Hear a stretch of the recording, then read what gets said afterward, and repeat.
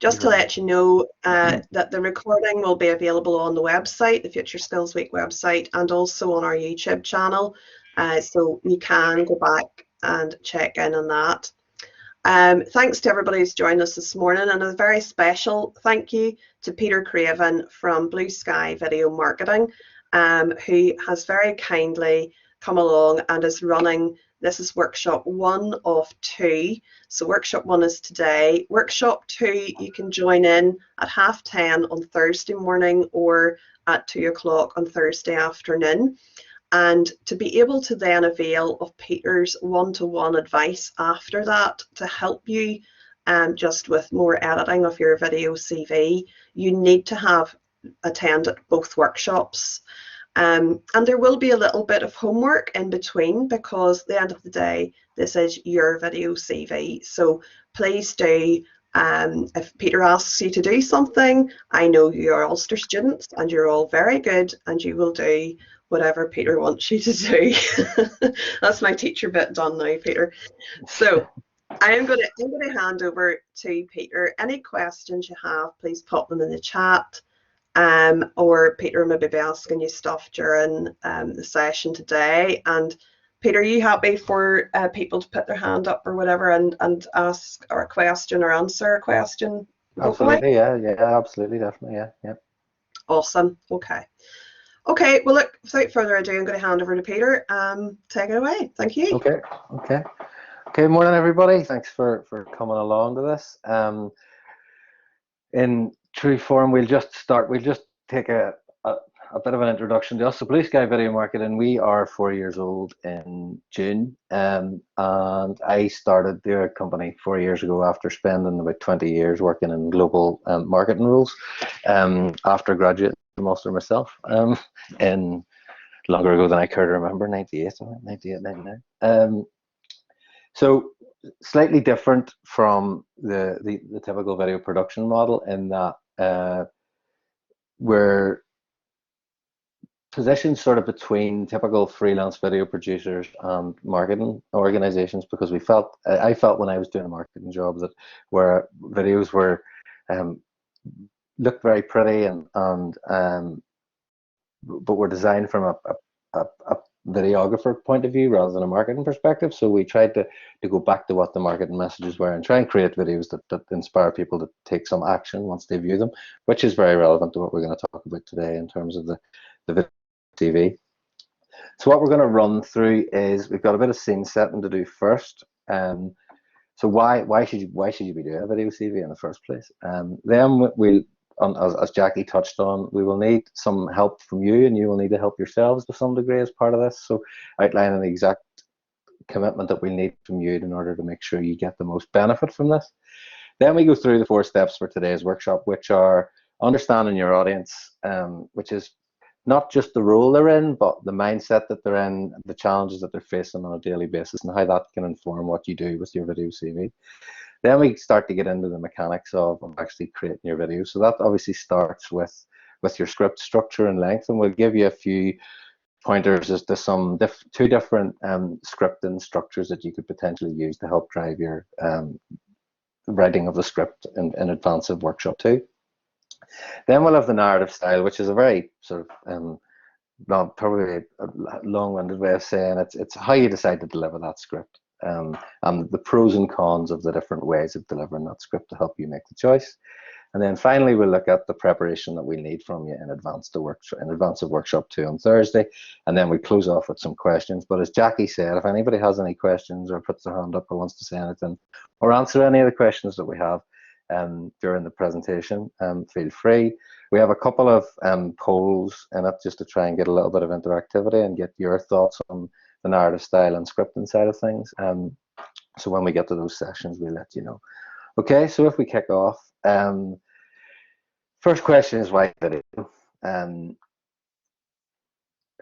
It's becoming increasingly difficult to stand out. These figures were from December 2020. So Goldman Sachs received 19,000 applications for 440 jobs in Europe this year, and 100,000 applications, sorry, for 3,000 jobs globally. That's around 300 per role globally. The Institute of Student Employers in the UK highlighted 51 graduate applications per job. So having been a recruiting manager for a number of years, I can't overstate the pain of being involved in that process and having to scan 50 CVs or application forms. And invariably, you end up making bad decisions when you do that, in my opinion, because you don't give them the time or the consideration that they need. Another important consideration is the environment that we're in at the minute. If this chart tracks youth unemployment in the UK over the last sort of 16, 17 years. The spike that I've highlighted there is the last recession that we went into just after the global financial crash in 2009. And you can see the spike in youth unemployment there. You'll see when you fast forward to the end of that line, a little bit of a spike again as we moved into Q3 2020. We don't know what the impact of the last 12 or 15 months is going to be on the job market. The furlough schemes and all those government support schemes have protected the market to some degree since then. But if we assume worst case scenario and use that as our position for going forward, you know, it's a good decision to make, because it makes us, the platform's on fire, it creates a sense of urgency around why we need to be trying to do something different to make sure we're standing out from the crowd. Leaving aside those sort of economic factors, video works for a number of reasons. This guy is a guy called Paul Zak. This is his book called The Trust Factor. I would recommend reading it. In summary, what he talks about is this chemical in your brain called oxytocin, which is released whenever we hear good stories, whether that be read a good book, see a good movie, hear a good story in the pub, whatever it might be. This is the chemical that is released, and it's a chemical that allows us to build empathy and to share and understand the feelings of others. Very often, when we give up on a book halfway through, or we decide that we're not watching a movie anymore, the reason is that the story isn't compelling enough. Either the characters aren't believable, there's not enough tension. There are certain characteristics of good stories, and we'll go through a few examples of what they are, which should help you inform the script development part of what you're doing. Jennifer Acker is a social psychologist and professor of marketing at Stanford in the US. She's got a great video on her YouTube channel on the power of story, where she talks about story as a creative asset, a strategic asset for your business, and how it captures and creates meaning. One of the case studies she highlights is her final year students. They had to create a business idea, and they had to pitch the business idea to the rest of the school, the rest of the class. They design a 60-second pitch and pitch the idea. Everybody in the class, apart from one person, led with a statistic about why their business was important. One person identified a character, walked them through the story of this individual and the impact that their business was going to have on this person. After the session, everybody was asked to sit down and write down what they remembered about all the pitches. And whereas only less than 10% of them could recall the exact statistic that they were told, more than 90% of them were able to recount the story, start to finish, of the individual that was impacted as a result of the business idea that person led with. So it highlights that those personal connections are things that resonate with people and that we remember. There's a question there about the name of the book. I will share that. It's called the book is called The Trust Factor, and the author's a guy called Paul Zak. If somebody could pop that into the chat for me, that'd be great. Okay, so moving on. The next book I want to highlight, a guy like Tom Goodwin wrote a book called Digital Darwinism, and I mean it's a brilliant book about the evolution of technology over the last 20 years. But one of the lines that really stood out for me is we have unfortunately evolved into a species which seeks to minimize losses rather than maximize gains. And what that means is every sales opportunity, whether that be applying for a job or buying something, becomes a risk reduction exercise. So as part of what we do in applying for jobs, we're trying to sell our product or services, we have to de-risk it. And the way that video can help you de-risk it is, rather than making an arbitrary decision based on a piece of paper that you don't even know if the person who applied wrote, if you can put yourself on camera you can establish a human connection with the people that you're hopefully trying to impress.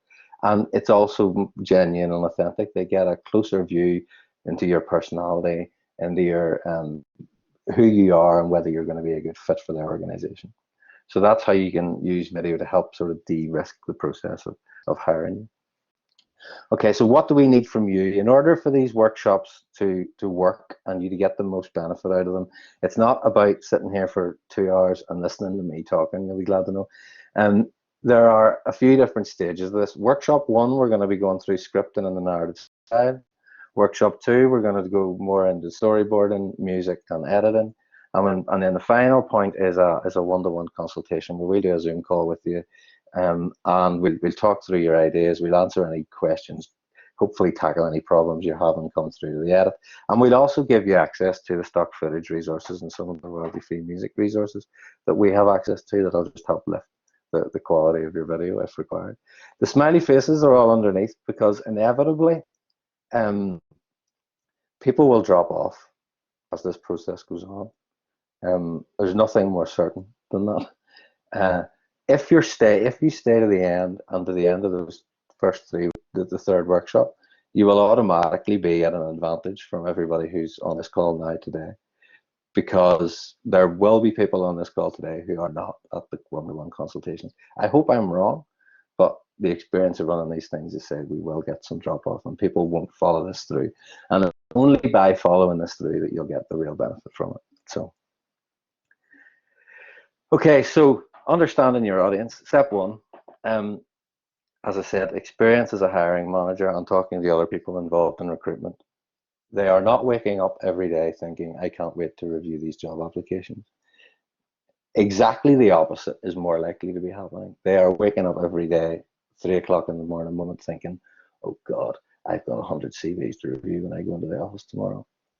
And they will find other things to do rather than do that.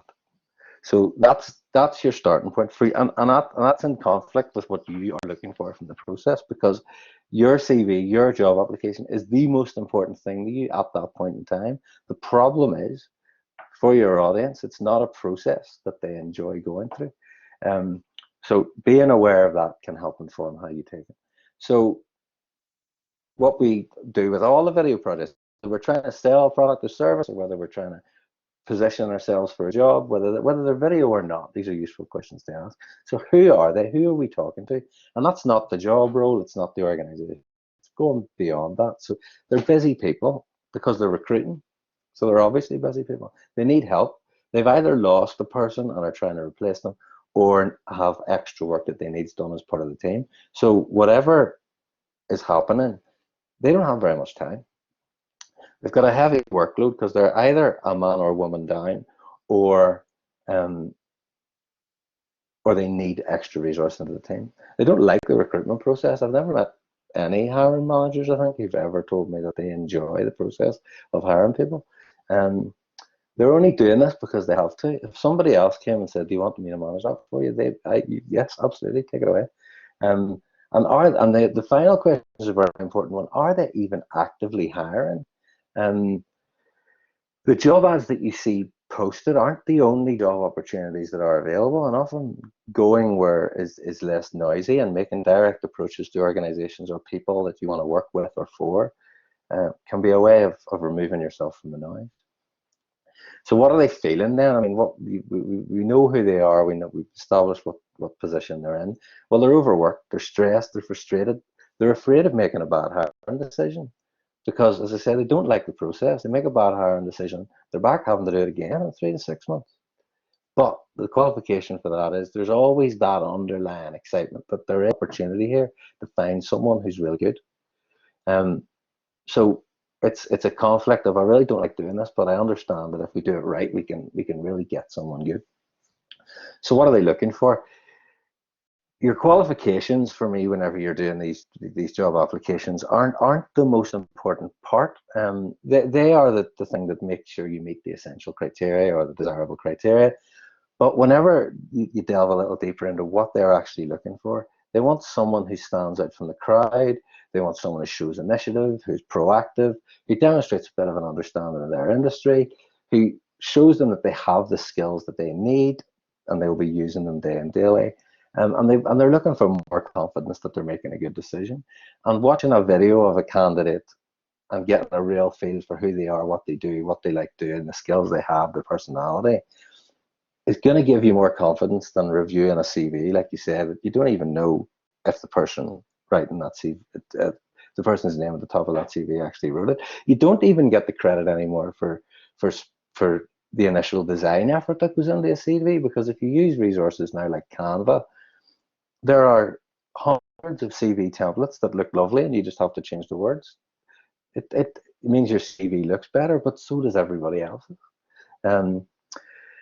And what will they respond more positively to? Well, a human interaction, personality, skills match, a cultural fit, something different, a look behind the mask. You know, all this writing on a CV is fine, but what are we getting into here? Who is this person? And they don't want someone who interviews well. It's a very, myself and Jackie were talking about this. It's it's one of those comments that you make whenever you employ someone who interviewed well, and then you think their evil twin has taken the job a while later. So that's the landscape. That you think about your customer, your audience, and that helps frame the conversation around how you put your script together. So what we want to do now, before we go into some of the hints and tips around script structure, I would like to ask, as part of a poll here, I think Jackie was going to organise this for us, how long should a video CV be? 1 minute, 5 minutes, or 10 minutes?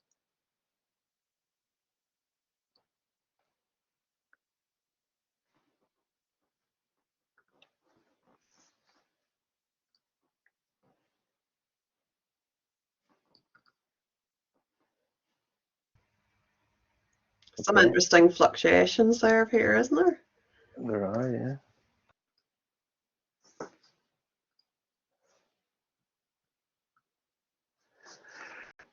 Okay.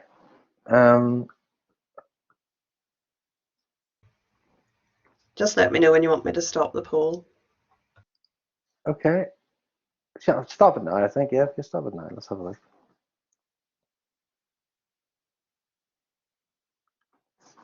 Okay. Well, I went to BBC Digital Skills documentary once and asked the same question, and it is a bit of a how long is a piece of string question, but this is what the guys who make the documentaries for the BBC said: as long as it needs to be, but as short as you can make it. So, as long as every word in there justifies inclusion, keep it. But make sure every word justifies inclusion. In summary, so the next part then is understanding, once you're writing a script down, how do you know how long it is? Well, we typically speak at around 3 words per second. Now, in this part of the world, we are known for potentially speaking a little bit faster than that. One of the important things to remember whenever you're recording your script is to try and keep it slow and make sure that people can comprehend what you're saying, particularly if you're applying for jobs outside of Northern Ireland, where people might not be used to the accent. But that's a good rule of thumb. So if you're trying to shoot for a 1 minute video, you're talking about somewhere between 150 and 180 words. Whenever you start writing that down, it's not an awful lot of time to get your message across. So it's whatever. Once you've written your script and you're wondering how long is that going to take me, if you do the word count and work on the 3 words per second, you won't be far away. So then, before you start writing anything, you have to understand what the purpose of your video CV is. Your video CV is not the one thing that is going to get you the job. The video CV is your attempt to get a hiring manager or a HR manager to give you another 10 minutes or 15 minutes or 20 minutes to really delve a little bit deeper. So all you're trying to do is move a little bit along the journey, because I mean the reality of it is you're probably going to have to go through a formal application process at some point. This is an effort to make sure you stand out from the crowd and you're identified and flagged as somebody who is someone who could fit in really well in that organization. So it's not the one thing that's going to have to get you the job. So you don't have to put absolutely everything in there. It is that elevator pitch that means someone is going to give you another 30 minutes. And as I mentioned before with the Paul Zach thing, the way you tell the story is very important. So great storytelling needs tension is one of the key themes of Paul Zach's book. There are three key story arcs. One is the impending disaster, one is the love interest, and one is the triumph of the underdog. So the impending disaster, I'm probably showing my age here with some of these film references, but Speed, if anybody remembers, was Keanu Reeves and Sandra Bullock, and they were on a bus, and if the bus fell below 50 miles per hour at any point, it was going to blow up. So they had to keep the bus running at 50 miles an hour, and I think they were driving around Los Angeles or something and coming through roadworks and bridges.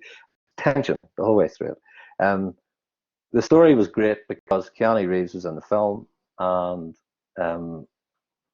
I watched it to the end, which doesn't usually happen when Keanu Reeves is in a film. So the story was the tension in the story there was the thing that held your interest. The love interest, many of you will probably recognize Car Share. Car Share was a comedy program, but it wasn't really because the jokes aren't enough. If it had been just the jokes, it's not enough to stay with it. So there was a reason why the will they won't they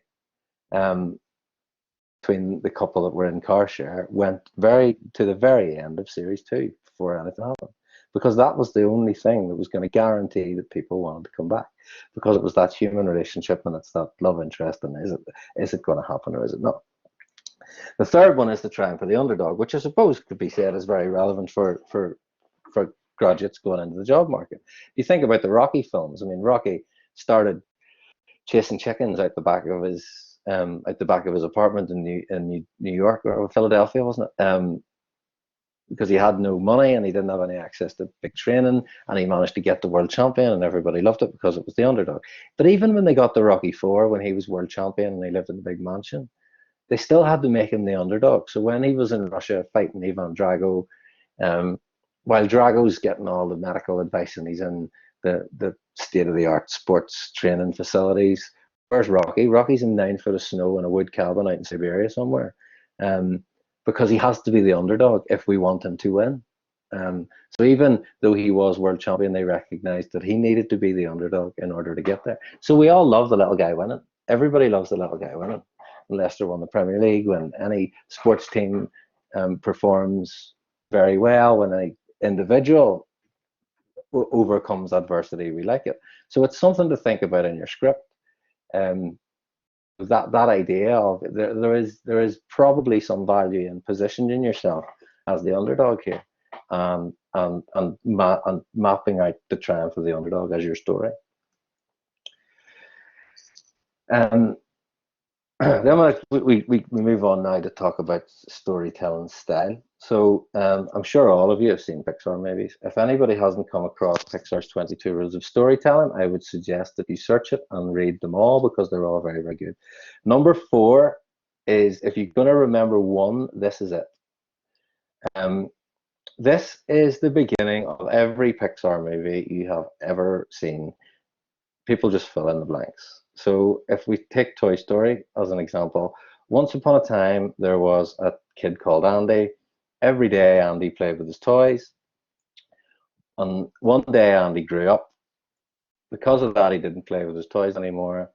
Because of that, the toys were sad and ran away, until finally they realized that Andy's house wasn't such a bad place to be, and they all came home and everybody lives happily ever after.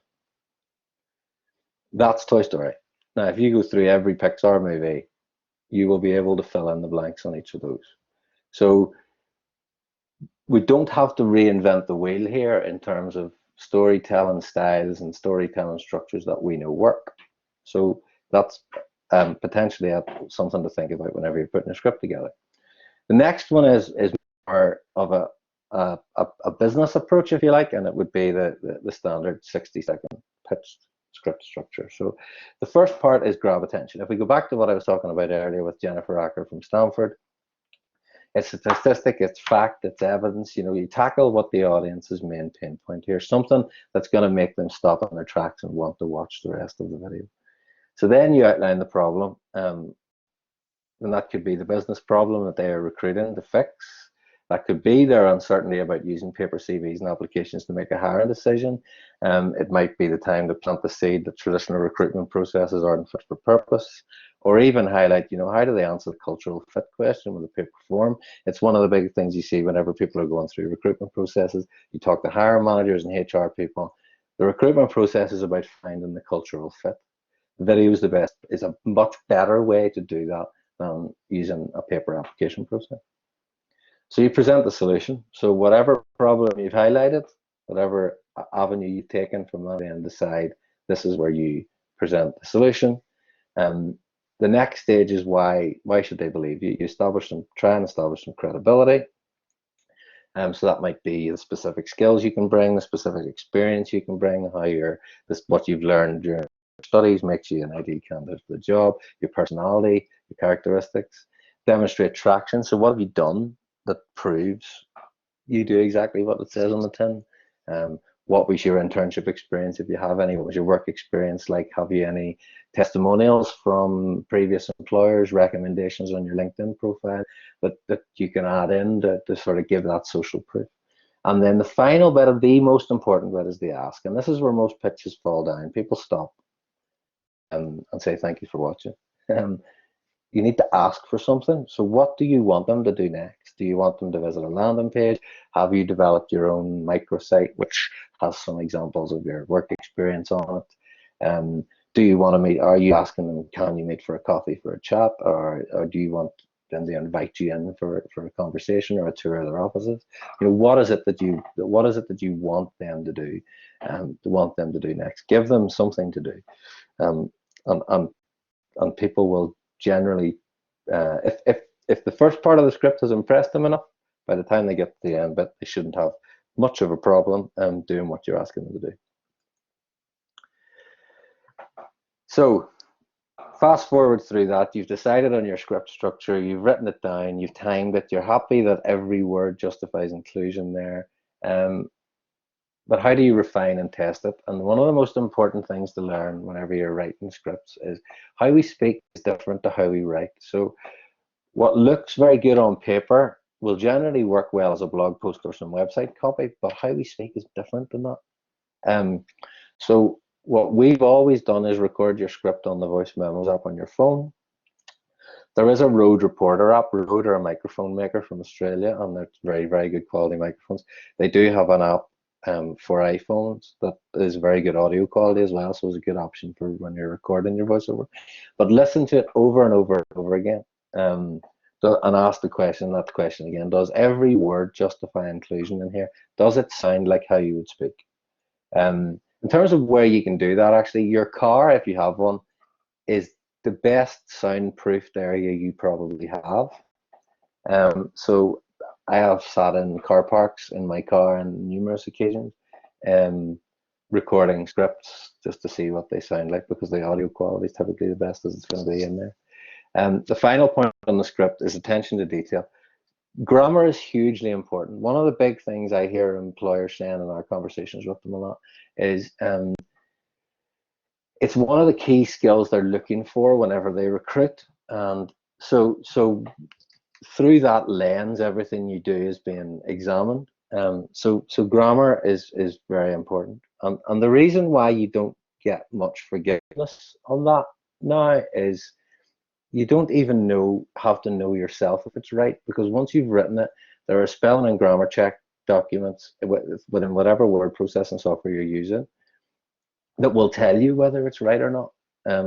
So from that perspective, just pay attention to that, because it's those little things that can end up being the difference between somebody saying, I'm going to invite that person in for a coffee, or I'm not going to watch the that video. So it's important to pay attention to those things. So in terms of the narrative style, then there are a number of options here. So there's another poll to put in here. I'm interested to get your opinions on what your preferred storytelling style would be for your videos. Would it be a piece delivered directly to camera? Would it be a voiceover? Or would it be text on screen?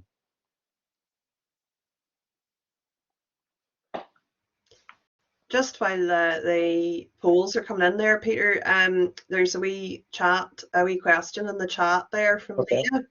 Leah. Yes. What's your opinion on that? Should you send a video CV along with your application? Should it be maybe sent after? Should you ask an employer, do they want one? I would, What would your yeah. advice on that be?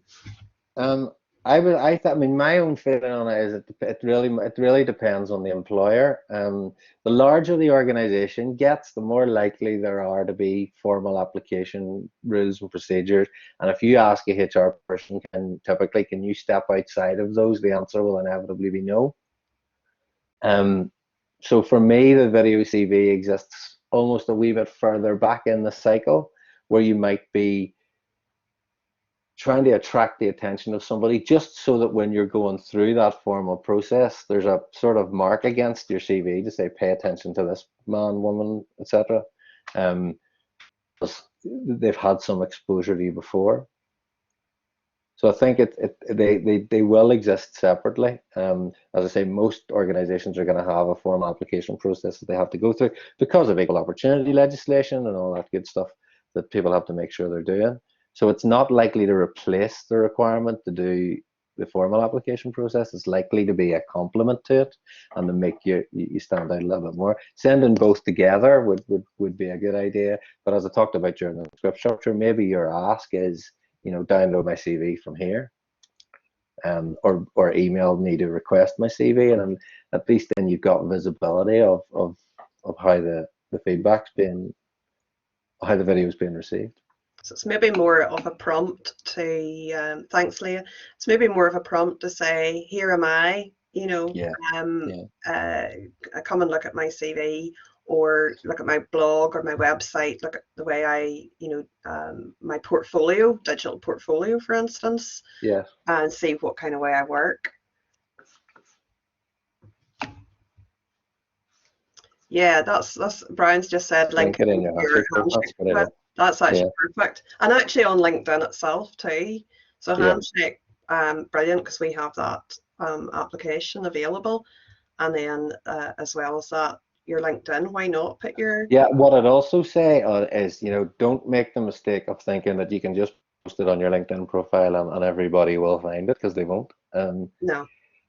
Your delivery mechanism for it probably needs to be more rifle and shotgun, and it needs to be, I've worked on to identify the kind of organizations that you want to work for, identifying people that you quite like to work with, and still using the social channels to connect with them, but perhaps sending them a YouTube link or something similar via a message, via a personal message, rather than posting it on your LinkedIn profile and expecting people to find it, because the way it just won't happen. It just won't happen. People aren't on there looking for that sort of stuff. You have to try and get it in front of them rather than expecting them to stumble across it somehow.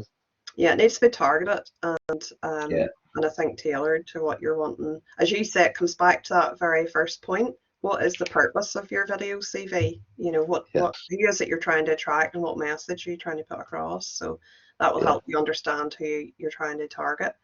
But no, those are good tips. I think that's our poll. I think there's 7 people haven't responded, but maybe they can't access the poll. Okay. So. Okay, I can't see the results there, Jackie. Where do I see? Can you not?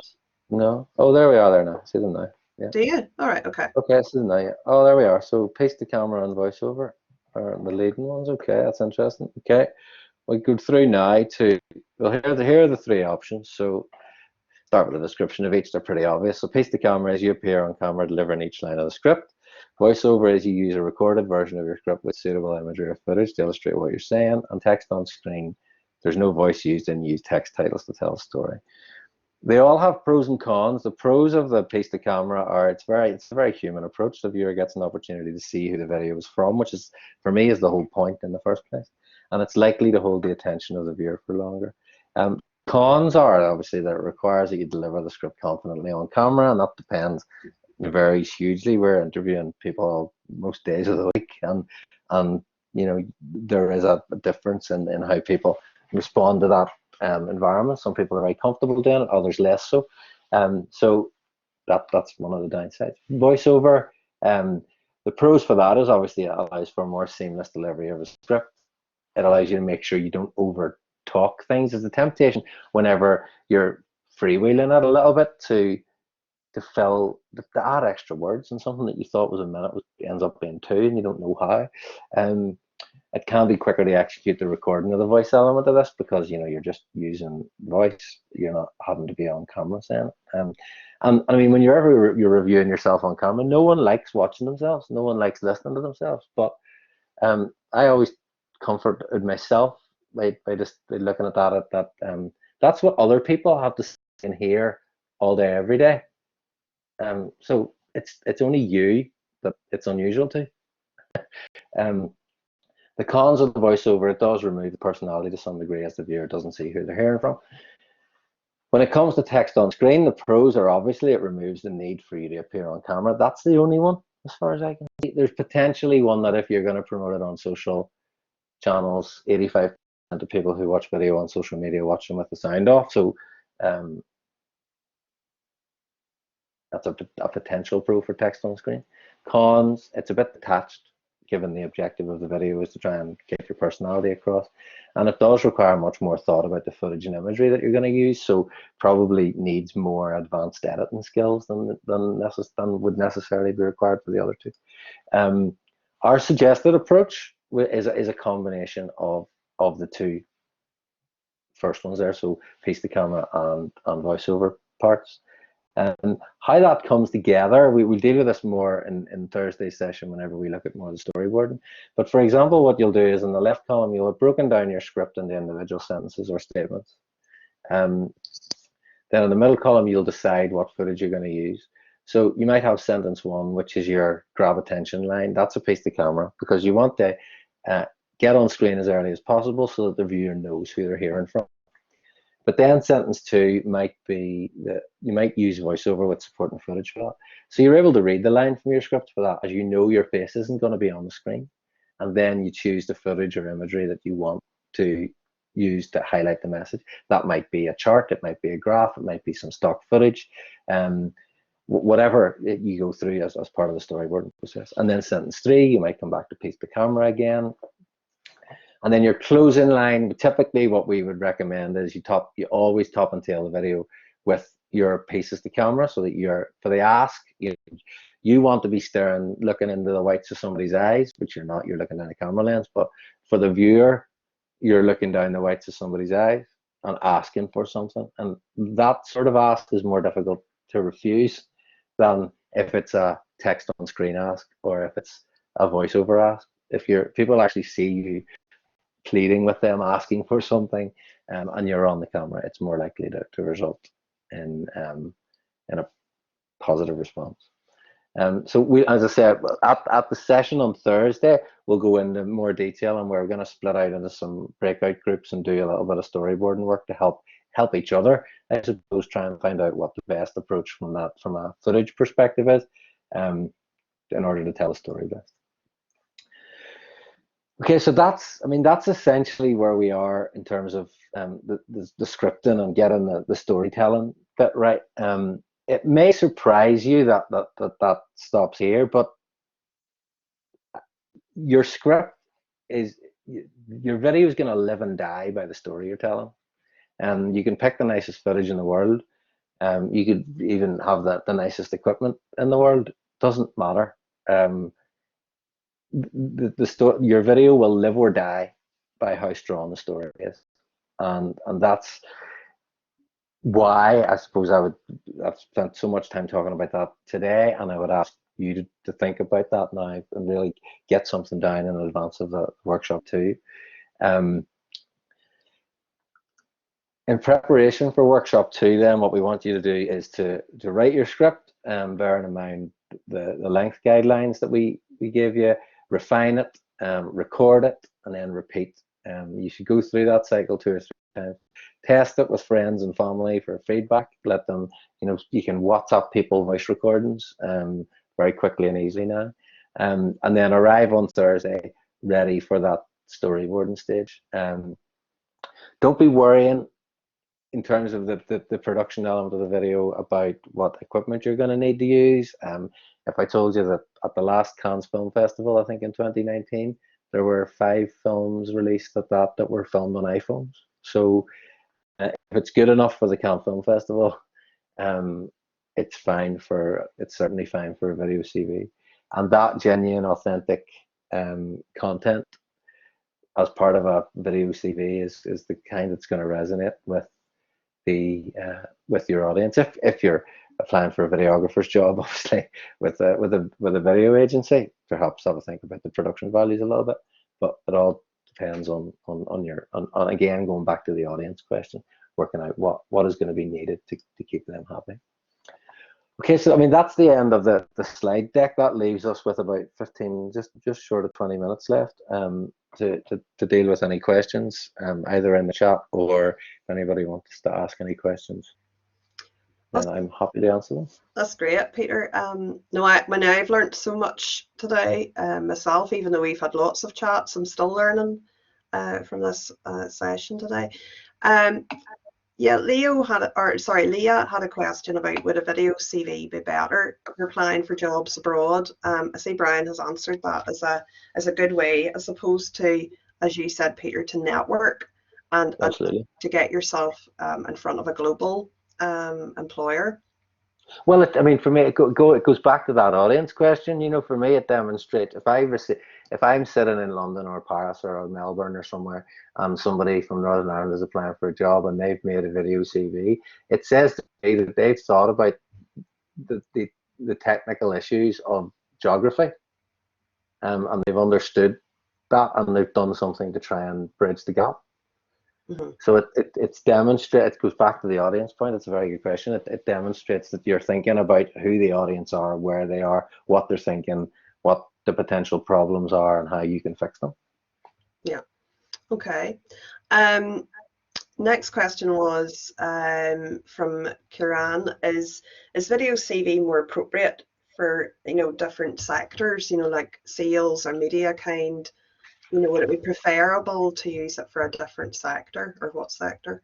I mean, you'd expect me to say this. I mean, we wake up every day thinking about video probably far too much, but I think it's got a place in any sector, because it's a mechanism for standing out. You're obviously, as I said, if you're applying for a videographer job, you need to think carefully about production values, and it probably needs to be professionally executed. If you're applying for a job as an accounts assistant or an engineer or an office-based position that doesn't have any marketing or media, production values are less important. It's still a useful mechanism for making yourself stand out. If you're looking at a job and you're thinking, I'm a 50-to-1 shot or a 100-to-1 shot here, there's going to be 100 applications for this. It's a way with any job, I think, to make yourself more noticeable than the other people who are applying. Yeah. Okay. Let me see. Do we have any other questions? I think I wouldn't mind butting in, Jackie. Go ahead, Brian.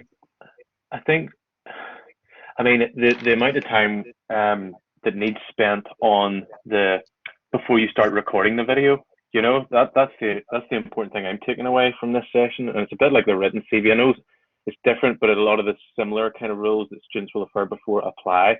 Like, so with a written CV, if you just start writing, then the end product probably isn't gonna be great. Whereas if you spend the right time thinking about who you're writing it for, or in this case, recording it for and editing it for, and before you even press record, that is where the final product is going to be so much better. So going in deep into these different areas and understanding those different elements will make that much easier and actually quicker to create. Which is a key point I'm kind of taking away. So this has been really insightful. It's worth saying about that, Brian, as well. I mean, one of the key things that we actually end up doing for our customers on the video side, whenever we've been through this process to create a script for a video, what inevitably happens is they start saying, we've now got a Q&A article and a blog post and testimonial images there's so many other content opportunities that come out of it. So the process up to now, even if you don't make a video CV, the process up to now will improve what your CV looks like. Because it just requires, you've thought about it a little bit more, and put yourself in the shoes of, one of the funniest recruitment stories I heard was, and I won't name the company that I was working for at the time, but one of our sales guys was over in Sweden at a customer of ours, and he was in the managing director's office, and the HR director came in And the managing director said to the HR director, there are those job applications for you. And the HR director went over to the job applications. There was a big pile of paper applications sitting on the table. And he split them in half and threw the top half into the bin.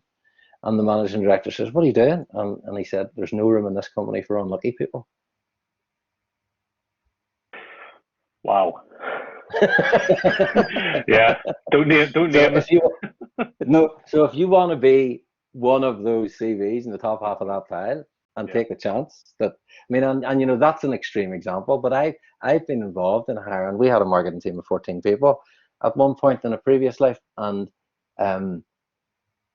you know, I know I was in recruitment processes where not every CV that was sent in to me got a fair crack of the whip because of the time of the day it was, because of everything else that was going on, because I had to make a decision today because we were under pressure. You know you're making a bad decision, but you have to just go. Yeah, I mean, So something Nicole that asked, can make you. yeah, I mean, Nicole asked a really good question here, and I mean, again, this probably has some similarities, Jackie, with, you know, with when you write a CV, this is where the time comes in, and you just have to invest that. But Nicole asked a great question, Peter. Any tips for our script writing? How much information do we need to include from our education, employment background? It's hard not to fall into that robotic sort of I am this, I am that trap. You know, how do you get the good stuff into that minute or 90 seconds? Yeah. For me, the point of the video CV for me is the personality and answering the cultural fit question. So for me, the video CV should focus on those elements. You know, what it is that gets you out of bed every morning. You know, that horrible question at the end of application forms. You know, what are your interests outside? And somebody says, "Oh, I like running and I read books," and you know, it doesn't tell you anything about anybody. Focusing on those personality and cultural fit, and as far as you can, if you've decided that it's a sector or it's a particular job type that you're going after, how your personality makes you suitable for that. The other stuff is, you know, like somebody mentioned, I think it was Leah mentioned earlier, send your CV along to say, if you want to know what the education looks like, have a look at this. But this is me. That's the box ticking document that says, do I meet all the essential criteria? But what I'm doing today is actually wanting to show you who I am. And that will result in people going, that person is not going to fit in here, as likely as it is for that person will fit in here. But because that's what a recruitment process is. In most cases, it's a cultural fit process. So that's where the video should focus for me. Yeah. Sifo has a question, and I'm not quite sure what you mean by this. Maybe you could clarify. What about dates? How important are they? Is this for a video CV you're talking about? Yeah, sorry. I just meant like, see, when you're writing a paper CV, you kind of have to put dates when you went to school and when you achieved this and that. Is that important on a video CV? Because I've never done one. I've never seen one. Yeah, I mean, I think it goes back to the comment earlier. For me, I mean, this is it's entirely up to you what story you decide to tell with your CV. But for me, the video is focused on the cultural fit and the personality question, rather than you know, here's essentially a moving PowerPoint of my, you know, it's just my CV with some motion attached to it, which is one way of doing it. I think you'd be missing a trick by taking that route. I think your CV is here's how you check whether I'm fit the profile from an education and experience background, but this is more of a look at me, this is who I am, and this is why I'd be a great asset to your organization. Does that answer your question, Sifo? Sorry, I don't know if I'm pronouncing your name right. I'm sorry. That's okay. It's Sipo. That's okay. Thank you. Okay. I think that's a good question, because maybe the title, you know, because really what we're talking about here is more of an introductory video. You know, we're talking about a video CV, but the CV itself is still going to be there in the background or in alongside or linked in the email or wherever on your website or wherever this sits. So I suppose it's not necessarily replacing that document. You have made that point, Peter, in fairness. So it's that intro. This is who I am. That's the key, isn't it? As you said. Yeah, it's a Good question. compliment to that. I was about Yeah, to say complimenting it. Yeah. yeah. Letitia's there with focusing on the skills and experience you can bring to the company. Absolutely, that is the best approach as far as I can see. Obviously, in an ideal world, what you would do is you would do a custom one for every job you apply for. That's unlikely to happen. Um, but the more you can tailor it as close, so the narrower your focus, I suppose, in terms of the kind of job you're trying to get or the kind of organization you like. If you've decided you wanted to work for a big corporate PLC, and that's the only jobs you're going after, well, think about, why the skills you have make you suitable for that. So whether that application's going into Deloitte or Price Waterhouse or a government body or something, it's still relevant.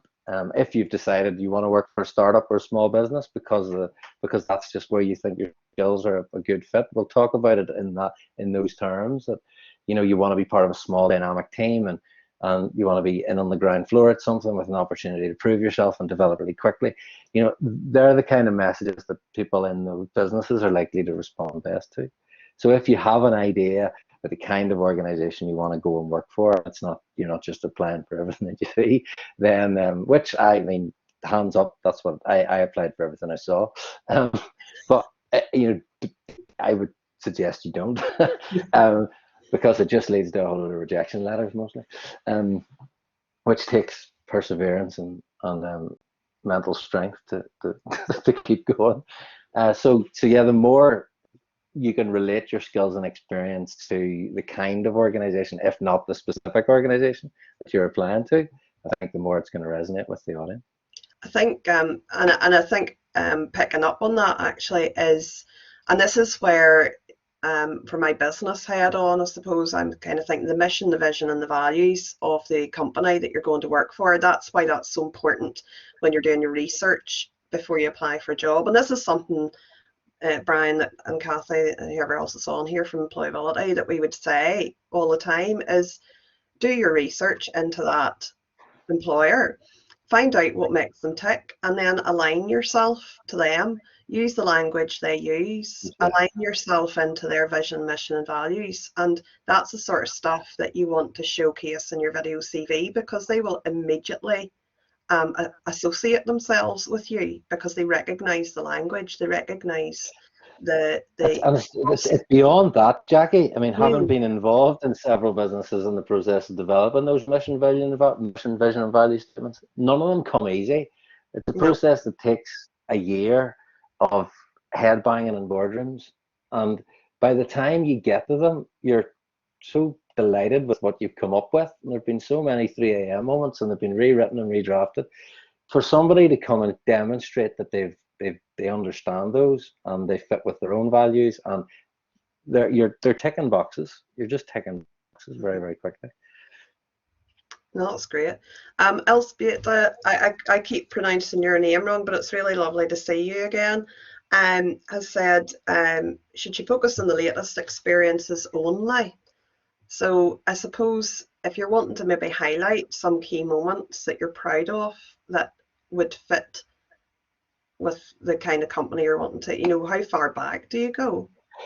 I think it depends on the experience for me. I mean, we've been involved in graduate recruitment processes before where, you sometimes you were speaking to graduates who had no work experience or very little relevant work experience because it was maybe working in a shop or doing the job that the teenagers do whenever they're at school or whatever, and whenever they progress to university. There's sort of part-time jobs. There are useful skills within those. The things that really impressed me were when people were able to relate the skills that they needed for things like I remember sitting over interview tables and people saying to me, I was captain of my sports team when I was 13 or 14 years old. And that involved, and I said, well, that's team player, that's leadership skills, or I played a musical instrument to whatever grade it was up till I was 15 or 16. That's commitment, that's discipline, it's all those things that employers are saying, okay, and it also shows initiative because you're thinking outside the box a little bit and saying, how do I make up for the fact that the actual physical work experience bit looks a bit light? What you've thought about the life skills, if you like, that you've developed, being in drama groups whatever all that is, that's all presentation skills and confidence, and all those relatable things that highlight the sort of personality skills that people are looking for over and above the qualifications. No, that's great. I think we're just running to near the end of the time here. We've got one more question from Neil, more on the technical end of things. So he says, how much should a video CV be edited, to make it shine with pizzazz? Can you over-edit something? You can, and again, it goes back to the previous point about it depends on your audience. So if you're applying for a job as a videographer in a video marketing agency, you need to spend a lot of time in the edit. If you're applying for another job where video editing isn't going to be a requirement for your job, I'd say the more genuine and authentic it is, the better. What people tend, and we'll go through this at the editing stage and the storyboarding thing, but what people tend to respond very well to is the scene needs to change quickly and a lot to keep people interested. So rather than, say you've got 15 sentences in your script, rather than them all being delivered in the same place, if the script changes and if you're moving for some of them and not for other, it's keeping, that doesn't require much editing. If you spend time at the script and storyboarding bit and say, I used to be captain of my school sports team, well, is there a changing room you can get into? Can you stand in the middle of a football, Gaelic, rugby, hockey pitch while you're saying that line? Can you hold the musical instrument that you're talking about playing? Then you don't need an awful lot of editing if you think about those individual shots. So it depends on the nature of the job being applied for. You can do it in a way that requires very little editing. You can probably do it in a way that means you get edited on your phone if you needed to. Brilliant. Any final things, Brian, or anybody else that want to say or ask Peter before we close off the session today? No, I think some of the questions in my head are maybe a bit more relevant to session 2. I'm imagining and getting stuck into that script and stuff. So we'll hold till Thursday on that. So no, it's been super. Okay. Thanks very much, Peter. Okay. Thanks, Peter. Maybe just do you want to just remind the students what they need to do for workshop 2? Do you want to pop that slide up? While you're doing that, just to remind you guys that you can book into either the morning or the afternoon session on Thursday for workshop 2, so either 10:30 or 2 p.m, whichever suits you best. There was a question about if you can't make it, can you watch the recording? You can watch the recording, but just bear in mind if you want to go for a one-to-one session, preference will be given to people who actually attend the live sessions because there are only 30 spaces for the one-to-ones, but I'm sure you'll appreciate that. But you can still access the recordings and it still will help you create your video CV to that point. Is that fair enough, Peter? Yes, absolutely. Yeah. Okay. So we will make the slides, the recording for this session will be available after this workshop on, isn't that right, Brian? You correct me if I'm wrong. It's on the website and on the YouTube channel. Correct. Yeah, I'll be on the YouTube channel later today, and then on the website at some point over the next 24 hours. So yeah. Perfect. Rebecca, no, you don't need to book for the one-to-one for Thursday. What I'll be doing is emailing everybody from workshop 1s today the joining links for Thursday. So just use the links that you get in your email. Is that okay? Perfect. Yeah, and then the slides from today will also make available to you just so that you can use those to help you do the homework that Peter has set you. Is that okay, Peter? Absolutely, yeah. All right. Guys, Elspeth, yes, the recording will be on the website and on the YouTube channel, and the slides, where are we putting the slides, Brian? Sorry, just remind me. I'm terrible. No, we'll have to email the slides, maybe with the links for Thursday. And if we have it on the YouTube channel by the time we're sending that email, we can send a link of the recording too. But as Jaggy says, it'll be on the event. So on the Future Skills Week website, where on the individual event page for this event, the recording will be embedded within that. So yeah, thanks, Kathy. There's the YouTube channel. And there's the link for Skills Week. Listen, that's brilliant.